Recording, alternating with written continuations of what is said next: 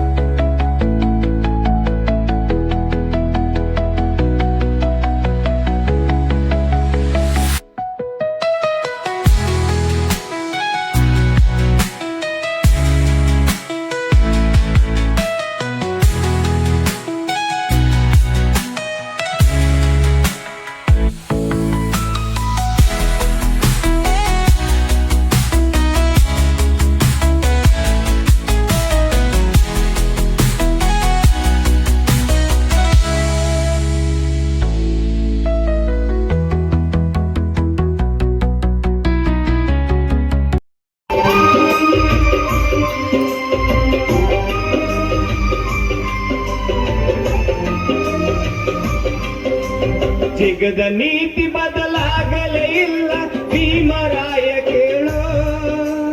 ಬಿತ್ತಿ ಬೆಳೆದ ಫಲ ಇನ್ನು ನಿನ್ನ ಕೊಡಲಿಗೆ